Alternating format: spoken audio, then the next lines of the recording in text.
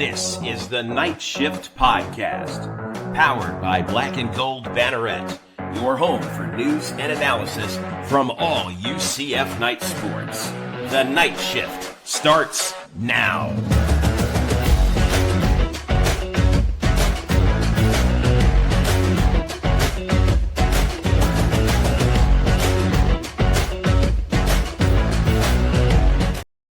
Well, this is the Night Shift Pod. Welcome in, Night Nation. Of course, this is Kyle Nash, the student of the game, with Donnie Docs, Don Strouble, and of course, the formidable Bryson Turner, also of Nights on SI. We'll give him his props. But yeah, Coaches Media Day just took place this past weekend. A lot of things that went on, and I know a lot of people are like, oh, but they just said a lot of the same things. Not really. Actually got a few things from Coach Frost, Coach Milton. Most importantly, I remembered to call him Coach Milton for moment one. Props to me on that. There you go.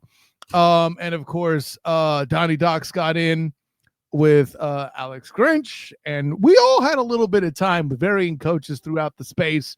And, having Bryson Turner essentially as a guest in a matter of speaking in the football space, as with his new outlet and all that other stuff. But let's get right into it. And I'll say this, guys.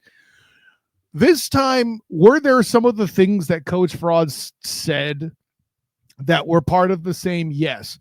But I have to say, him showing confidence might be what's expected with a group that has as many transfers.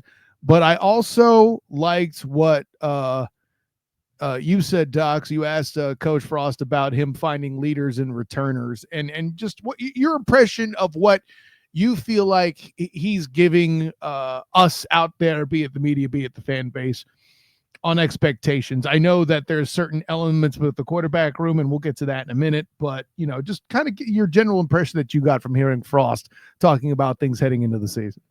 Well, it's all about progress, guys, and Frost is leaning into an old mantra, as is the rest of the program, rise and conquer. I mean, this program has been through a lot since his return in December, transfer portal, NIL, what have you. And now they have finally formed a cohesive unit in the roster that they will have going into the season. And of the returners, he is finding leadership in them as they get adjusted to the new cultural standard that he and the rest of this coaching staff are expecting of them. And it's one of those things where he's gone through so many different activities with these guys, whether it be bringing up a random player in front of the training room and having the team say their name, putting them in small groups and having them do competitions, having them perform it, just fun little stuff, team building exercises, because he emphasized how important it is. And he said it's harder than ever to build team, especially in this environment, but it's also more important than ever. And he seems confident that as long as they continue to grow and build that camaraderie, that they're going to surprise some people going into the season with their togetherness at the very least. I know that we don't know what we're going to get from a talent perspective, especially in the Big 12 landscape, but it seems like this is a cohesive unit that just continues to get better every day with exactly 1 month to go until kickoff. Yeah, go ahead, Bryson.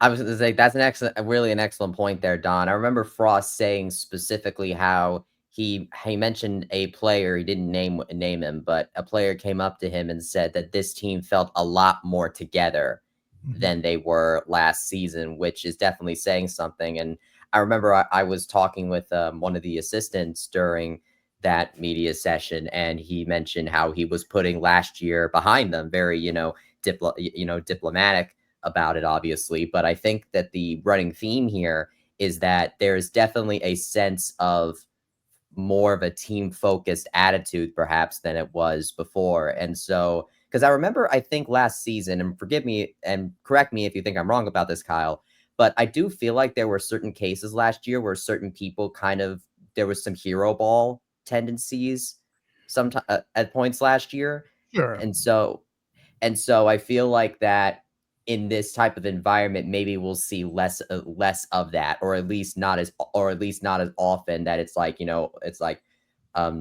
the best way I can describe it is like, let's just see, like, chuck it and see what happens type of Yeah, and hero ball was something you called out plenty last year, and I think that's the kind of thing that happens when you find yourself down early and quickly, and you know, you struggle in an opening drive, and then a team scores, and then you feel that pressure.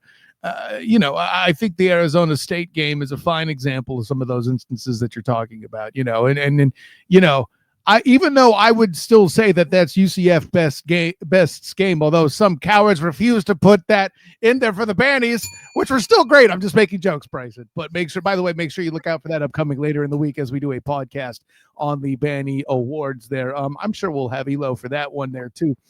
That'll be fun to walk through and talk through that. I have some very pointed questions for you about your Bannies though this year, Bryson, so you better be ready. But we'll get to that in case. And I don't know if you're making the same mention, but I think I heard Kenny Martin say something similar about putting the previous year behind them. And as the guy who's the returner, it's I don't think it's a condemnation of the previous group to say that either. I think this is something where if you have a 4-win season, nobody's happy about it, except for maybe Scott Frost, who last when he took over a team was 0 wins. You know, and there's a certain, I find it fascinating that Frost mentioned, hey, last time I took over, we went from 0 wins to 6. Now I'm getting a team with 4 wins, which looking at the tape, it should have been more, something we've said here on the Night Shift podcast. By the way, let's be clear about that. But I think seeing those opportunities to improve with this group is something you I shouldn't say just want, but demand from your head coach, whether it's a guy who's coming back for another 10 year or not. It's a whole other thing. When it comes in particular to that, Bryce. And I don't know if I'm out of my mind in thinking that, but that's certainly the direction I take any of that there too. I think that element was a little different. And I want to get your reaction to this too, guys, just because NIL is a popular topic and it's not going away anytime soon. I found it interesting, and I'm going to be as fair. I don't want to come off like Chris Vanini and corner Scott Frost by saying something that he didn't actually say, something that Bryson Turner comments very well about on Nights on SI. But I had to give you your props. I love that piece, dude. Anyways, so he said, I'd hate to use the term mercenaries, but that's what a lot of guys are. They've come into play this year by way of getting, compensated. Mm-hmm. And the reason why I think it's kind of a doubling down on him, building on a question that I asked him, I think back in the spring, I said something about, has your time in the NFL kind of prepared you for the NIL space? And his response was, I wish that they were similar to NFL contracts, because there would be something to uphold. You wouldn't just be at the whim of a college. He didn't say this whim of the college student part. I'm adding that for clarity. But I think, and then him talking about politics getting involved and guardrails being necessary. I don't think he's reinventing the wheel, but he's certainly remaining consistent on that topic. I don't know. It's we're in that environment where you can wish for guardrails all you want, but you have to plan to be flexible in the meantime. And it looks like Scott Frost has done that. That's what I'll say. I've noticed fans talk about how Scott Frost is very, very frankness on the matter is very refreshing. I think, like, credit to Gus Malzahn, coach speak can be very important at certain times. But when it comes to this, I think coach speak doesn't necessarily work in the sense, at least when we're talking about NIL. And so I think Frost's frankness about all of it is a very refreshing take.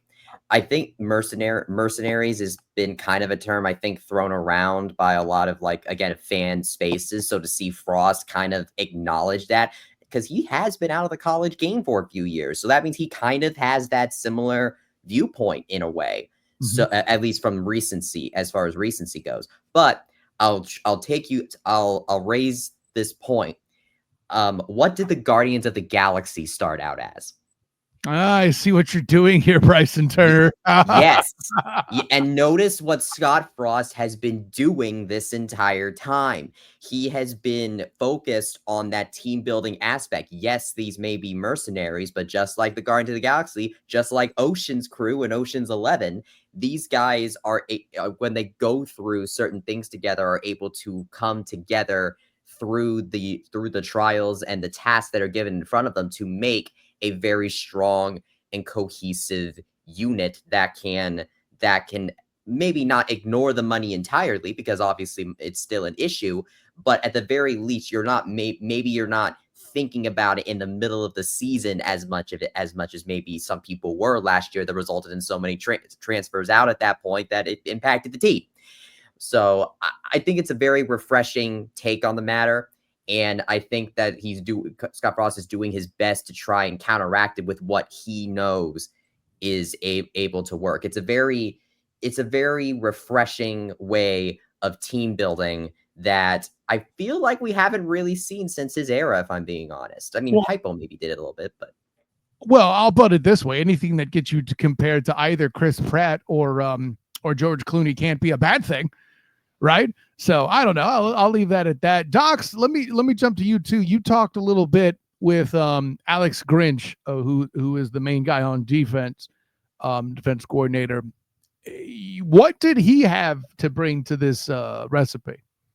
Yeah. So, I mean, what we know about Alex Grinch is he is well-traveled and possesses a wealth of experience in big-time conferences. This is a guy who's coached at USC. He's coming from Wisconsin, and he is just trying to get this new group, especially the younger guys, incoming freshmen or transfers coming from smaller programs, ready for Power 4 football. And it's all about, for him as well, because this is something that Coach Frost touched on. And if I may add to the previous topic, I love Coach Frost's candidness on this topic. I mean, he even said transfer portal was not a fun time in his life, and he's glad that it's behind him, along with he said, was it the Suns' Andrew Jericho who asked? He said, I'm mad at you for asking. That was brilliant. Yeah, he called him out, but it's an honest question that need to be asked. But no disrespect to the asking of the question. Completely, yeah. Frost was tongue in cheek about it, as Frost tends to do. Newsflash, but. Yeah. He was doing it back in 2017. I can tell you both that because I was there for it. Okay. Let me be clear about that while we're on the topic. He had plenty to say to the committee about not being considered for the playoff. You know how I know? I asked him about it. There you go. Yeah. So this is not new for anybody out there who thinks he's talking trash on Nebraska. Not that I'm mentioning anything in particular, but go ahead, Donnie. Yeah. So another thing that Coach Grinch touched on that Frost brought up himself first was balancing that sense of urgency while fostering patience. Yeah. And it is a hard balancing act that goes day to day. And Grinch said year to year, it's something that never changes. It is always a process, especially in this new landscape. You got all these new guys coming in, and you have to be patient with their skill sets and developing them. But also, hey, kickoff is a month away. We blew through spring. We're going to blow through this camp. And before we know it, we're on the field and we're going to be competing for accolades and rankings and a winning record. And those are all things that this coaching staff is tasked with. And with Coach Grinch being one of the many newcomers, he's got to get acclimated himself while getting everybody else acclimated. And so it's just the common theme of yesterday seemed to be just sticking to the process and making progress within that. So that's kind of where we're at. And that was some of the main points I got from Coach Grinch. Yeah, I think that's a lot of the same there in particular. And for all the question marks we have about the offense, at least at day's end, we know that Frost got in there and got a lot of new offensive linemen. You know, I talked with Coach Clark about that and the fact that being in the O-line space is I had asked him about this based on my perspective from dealing with it, my time playing semi-pro. Hold on. Let me flash the Aaron Evans original so everybody can see my credentials again. But shouts to Aaron Evans. He even made it into the press conference based on your question, I believe it was, Doc. So you can check out that short, by the way, on the Night Shift YouTube channel as a side note there. But, Coach Clark mentioned how the group is getting cohesive, even though they're clearly competing with each other for spots. And the perspective he had as a former head coach at App State and the impact of NIL on things was incredibly interesting.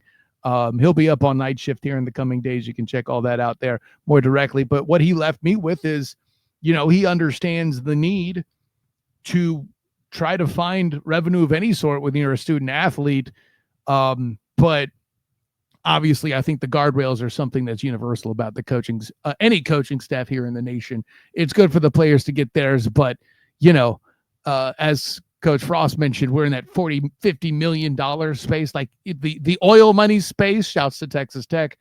Congratulations again to Lee Hunter for his 1.9 mil. But damn, so.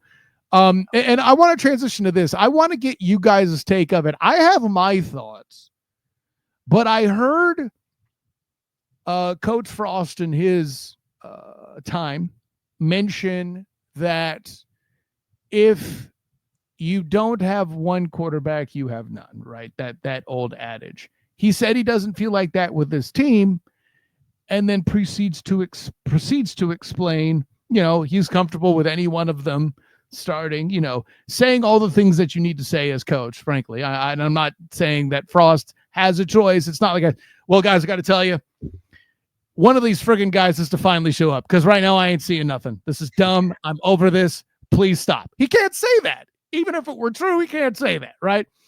But I'm getting that vibe that he is. One thing he did say is he wished that he could have decided on who the starter was 2 weeks ago, right? Somebody's got to show up. And I feel like when I hear these lines as inspirational and as much as they belong on the wall, I'm also not reassured at the quarterback position. Am I wrong in my skepticism? No, I don't think you're wrong. You're doing well to read between the lines. And, these are several guys that we don't exactly know what we're going to get from any of them. I mean, when it comes to Taven Jackson, we know he's a talent. We know he's a big athletic body, but we haven't seen the reps. We haven't seen the game action to prove it. Cam Fancher at Marshall, pretty good. At FAU, had his struggles. And then you go down the list. And so I think it is fair to read between the lines that we're about to be in August, and he said he wishes he could have picked someone 2 weeks ago. Now we are just starting camp. Today was the first day of player action and being back on the field. So hopefully he gets his answer soon. But if we get to 2 weeks from now and, we can still find stuff to read between the lines with, maybe we sound a little bit of an alarm because the last thing we want, guys, is the QB carousel that we saw last year. I don't think that's going to happen, Doc. I'm not worried about that happening yet. I certainly hope not. I do think that we will see some installs where Jakari Brown is, doing his QB draws and, more mobile run game situations. Depends. I don't know how the depth chart is going to shape up, but we'll have to see who's going to get that starting job and who's going to be their first signal caller going onto the field and hopefully staying on the field, because that's the thing. I mean, that plays in part in continuity and consistency. I mean, leadership can go all up and down the roster, but quarterback is the most important position, and you need to have that role stabilized, so to speak. So Bryson? I will say this, part of the thing that Frost was talking about is he wants the quarterback to make themselves apparent through the team, I think. Because he said when you have your quarterback, your team knows. And right. So maybe this is me being a little optimistic, but I think that part of the reason why he hasn't chose a quarterback yet is because he doesn't know what quarterback will do well with his team. Maybe it's not necessarily because each one of them has, not the talent. It's that which talent works with the team that I've got. Because remember, there's a lot of new faces in terms of production on this team.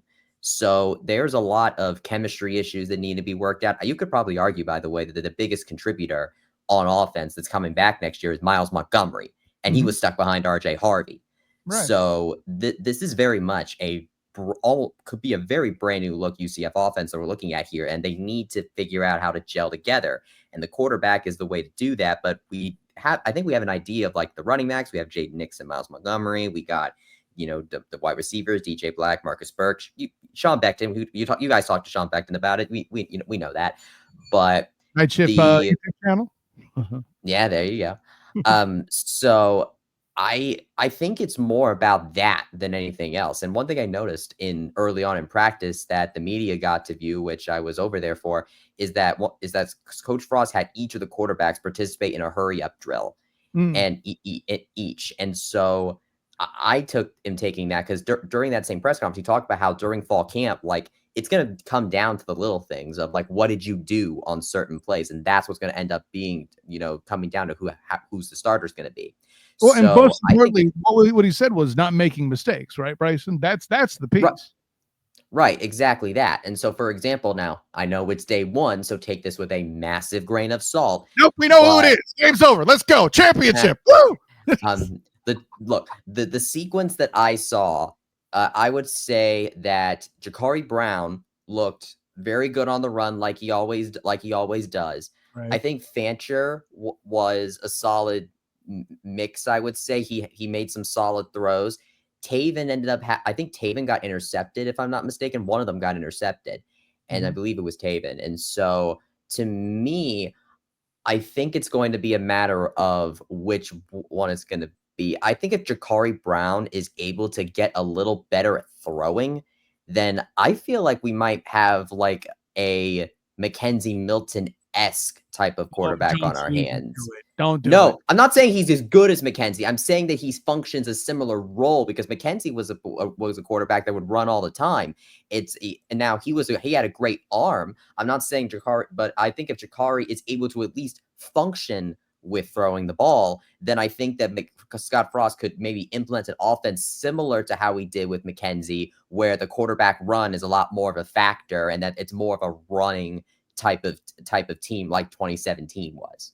Here's the piece I'll give you is if there's somebody who is going to, I'm not even going to say it, you're braver than me than that, but somebody who is in the general distant region, state, might even live in the same state, forget zip code, as Milton. I'm not saying he is. I'm saying that I know you're not. His role is similar. I have to keep my distance safe just so everybody knows that both you and I don't think he's Mackenzie. We have to stress that. Because remember, if you just whisper or casually mention as an aside, don't take the wrong job, I might get framed out of context and things go straight to Hades. See that I'm trying to make sure people don't think, Bryson Turner, that you think that. You see what I did there.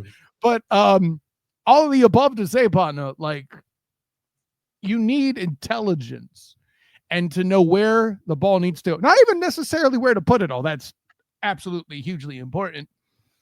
Knowing who the right target is in the right scenario is the biggest thing if you're going to be that type of quarterback. Because you said Mackenzie was accurate. Sort of. He didn't have a great ball. He just knew where to put it and when to put it there. That which is a huge thing. I don't mean to shrink that. But first and foremost, above everything else, Mackenzie Milton was a smart player. Amazing things just happened because he was in the right place before everybody else was. So I don't know. What you got, Don? You look like you're chomping. I was just going to say, I have been guilty of pushing the stereotype, more so in the NFL, about system quarterbacks. But really, when you look at it, everybody to some degree is a system quarterback. And it goes back to Bryson's point. Who is going to fit Frost's system the best? Who is going to not just nail down the X's and O's, but get the intangibles right? And so much of this comes down to limiting mistakes, but so much of the time, leadership, and I know we keep coming back to this, but leadership and intangibles can carry a team a long way. And whoever is going to take control of not only the offense, but that locker room, especially in arduous times, they're going to be the one that is going to truly ascend. And talent, I don't want to say it's going to be secondary because it's definitely not, but it can't be everything. And so I think he's got an interesting but good problem on his hands when it comes to these QBs. That's fair enough. I'll point this out, and then Bryson, I'll let you jump. The piece that I've heard throughout the conversations with you fellas here in this pod is, well, golly, there's a lot of potential, and their best player is clearly Miles Montgomery, who, by the way, there's a lot of people out there that think that Nixon should be starting ahead of him. Not exactly a ringing endorsement when you don't have a receiver on the roster that caught a passive production last year. The O-line is completely, for the most part, revamped. And your best player, head and shoulders, is a guy that people are saying shouldn't start. Now, granted, I don't think that's the case. I really do think that this is going to be a good running back core for anybody who remembers UC Fast proper in 2017. Otis Anderson and Adrian Killens both got a healthy share of snaps before Jawan Hamilton got hurt, by the way, in 17. Everybody seems to have forgotten that poor guy, but he was doing good things too before he got hurt and all that. It was a committee system in general. Why? Because fast is tiring. Oh, look, I just ran another 60-yarder. I need some wind. Get this dude in here. And, oh, by the way, varying talents, too, at the position. Some guys are better at banging. Some guys are better at catching and all the other things, without going down the list. But there's an awful lot we're banking on that Frost can bend his system to the player's best. That's where I think the real test is. Bryson, you were about to say something. Yeah, I was going to say, Don, from the locker room standpoint, because I remember a question was asked about. I think I might have asked one of the coaches. Can't remember if it was Frost or if it was or if it was Coach Milton.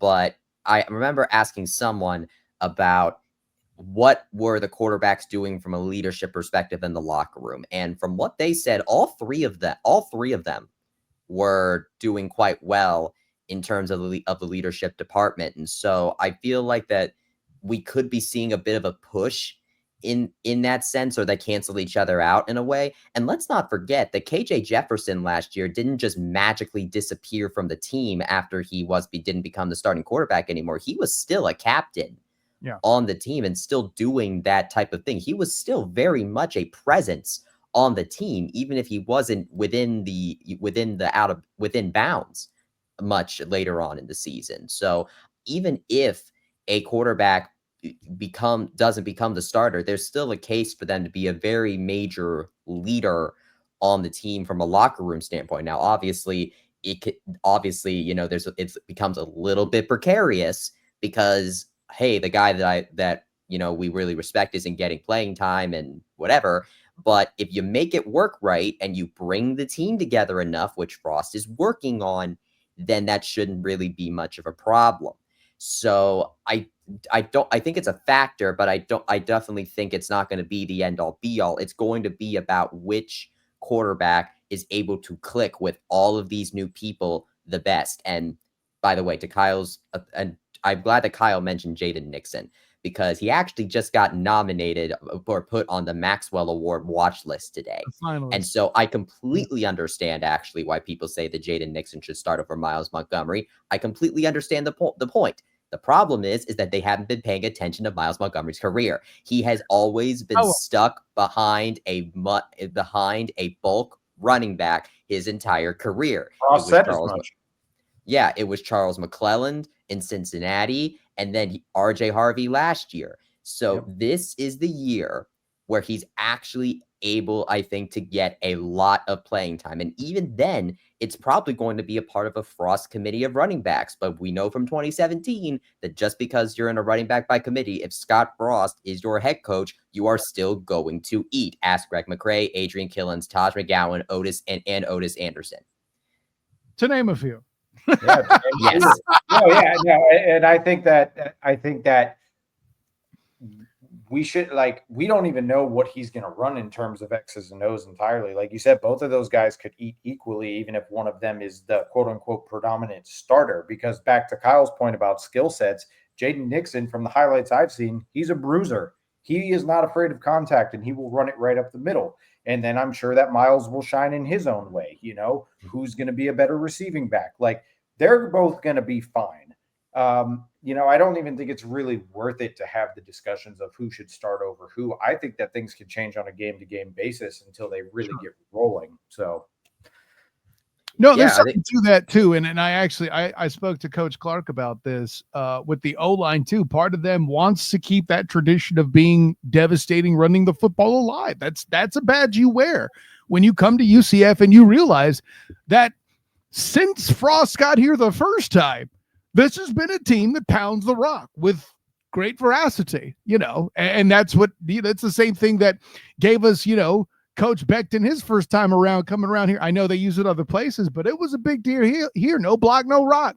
And that physical mentality, as much as we hear about, there was a receiver on the squad named Speedy, for goodness sake, but they're still talking about no block, no rock, right? And which, by the way, for now, Coach Becton mentions that it's Burke, Thomas, and Black that are your current starters for the moment, but who knows what's going to come throughout camp. That too can change. They what I hear from coaches is that you have all these contributors and all these guys that can make a difference.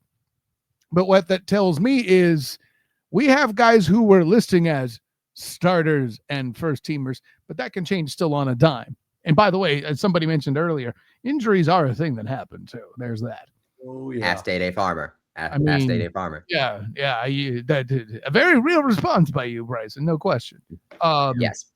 So if there was something, well, and I got to address this first, especially since I spent as much time talking with linebacker coach Mike D'Onofrio as I did. That'll be up soon this week here on the Night Shift YouTube channel.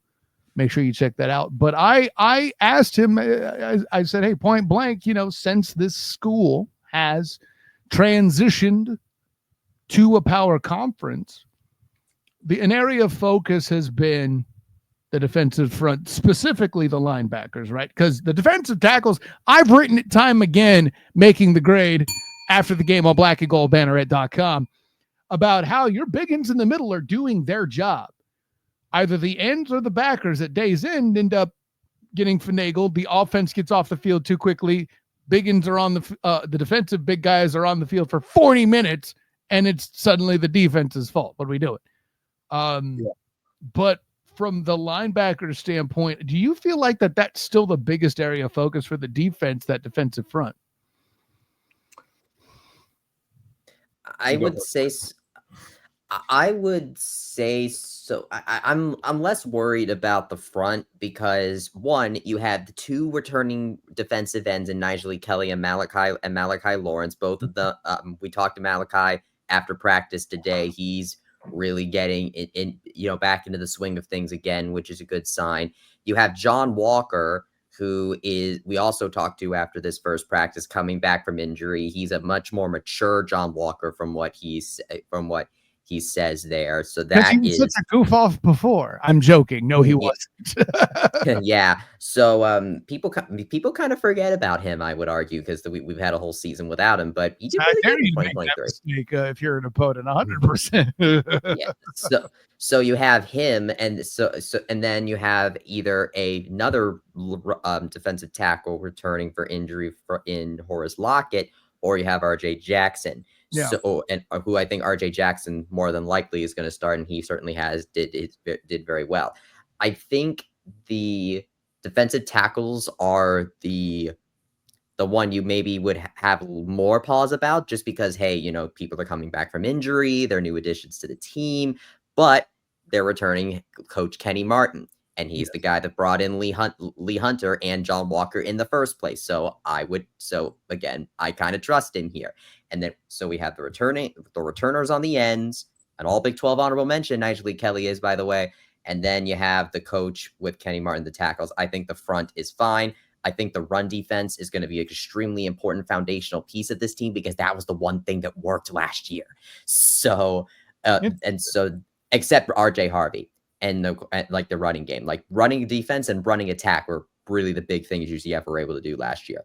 And so building off of that is going to be very important, because essentially that means here's what we know we can do. Now let's do more. And that's where, and so that more is where the linebackers start coming into play. because there's a lot of new people on this one. So I know from what I hear, I think Kelly Lawson has been really impressive so far at this time, if nothing else, as a leader. I mean, he was on one of the earliest episodes of the UC Fastcast, hosted, by the way, by Miles Montgomery and Jaden Nixon. And I think you can sort of tell who are either the leaders or the personalities are on this team because of who went on there. Like Scott Frost talked about Dalton Riggs, who introduced himself to the team by doing the splits. And then you have Kelly Lawson, who really opened up about how he really wants to give back to the youth. So if nothing else, it translates into this guy can quarterback the defense and really be a leader in those terms. We'll have to, of course, see on the field. It's going to be, we'll have to obviously observe that during practice and, talk with them and that sort of stuff. But I think at the very least, this linebacker crew is going to have a pillar of leadership on this that they can build off of. And then we can kind of look at the on the field stuff and evaluate that as we go. Yeah, you mentioned stopping the run. I think the interior did its job, sure. I think the outside had its own issues. And granted Dotson last year, moving from inside and outside and doing all the different things and all that was its own challenge, I'm sure. I know Nigel Kelly gets his props, but we'll see if he can take another step up heading into the coming season to be more of the promised star that we would have expected. And of course, Malachi Lawrence is a leader on this team for sure. But still, I don't share in your optimism in the defensive front. And then of course, but the defensive backs is a very interesting thing too. Obviously getting Braden Marshall back is huge in its own right. Another return from injury who's going to be suiting up here for camp. I think that's a big deal too. I think this is complimentary football that we're asking for, right? If you get more pressure from the edge, which in the quarter century team, Bryson Turner, that conversation we had about placing that for UCF, which again, apologies to JJ Orton for those who still need to hear it, I guess. But I'm still in the space where until there's more pressure on the quarterback, it's harder for me to give the DBs their hard time. Although I did very interestingly hear Coach Harris, who's the defensive backs coach, mention that no block, no rock. That mentality from Becton has actually made his defensive backs more physical. So maybe they'll get in on helping to stop the run where necessary. And we have a more rounded group we see this year taking the field for the Knights. And maybe they knock the ball loose for some guys over the top here. Granted, you still are in a Big 12, but there's a lot of athletic receivers.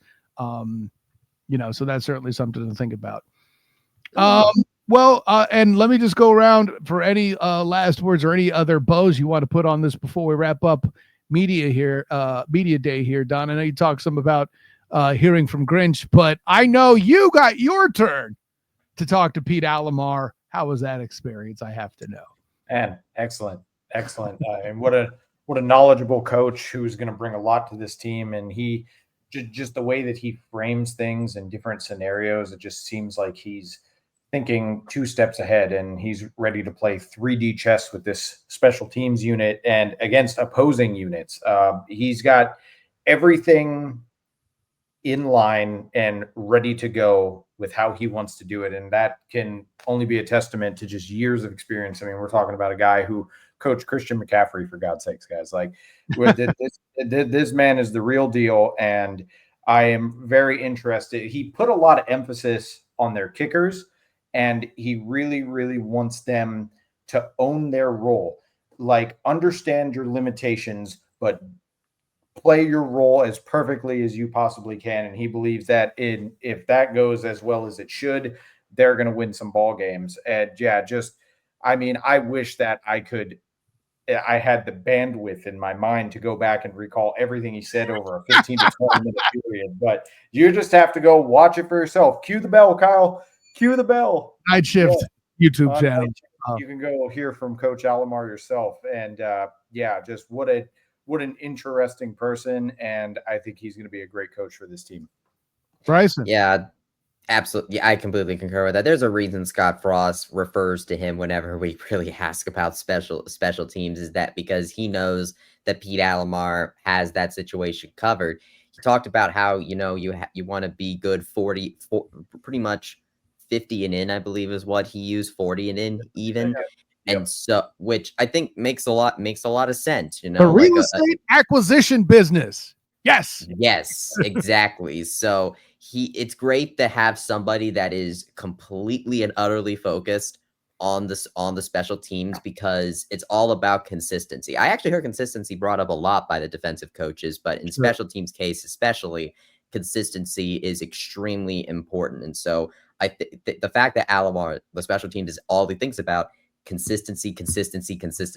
And so nothing else, that is going to be something that he is able to preach as special teams coordinator. So all of the defense definitely needs it, but for special teams in and of itself is extremely important. And Coach Alomar, I think, I'm very confident that he will be able to provide that. I'm just excited to meet some of the new faces, because everybody on the specialist is new this time around. He basically had to build an entire special teams unit from scratch, at least as far as specialists go.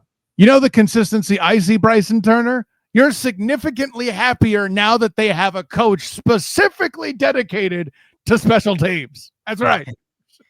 Anyways, on that I love that running joke. Yeah, it's not. I mean, facts don't care about your feelings. I'm just telling you something I see that's the truth, man. It's that. So I think that'll do it for our recap of Media Day. Make sure you listen later in the week. Bryson Turner not only has the wrap up of the Bannies coming up here, but also the top 50 coaches is winding down there too. Make sure you check out all of that. And if you haven't yet, for the love of Pete, go to blackandgoldbanneret.com. Check out Bryson Turner and Eric Lopez's work as they put together the top 50 coaches. You will be cheering by the time you finish it. I guarantee you that. So for Donnie Doc's Don Strouble, the great Bryson Turner, I am Kyle Nash, the student of the game. Until next time, everyone, class dismissed. Go Knights. Charge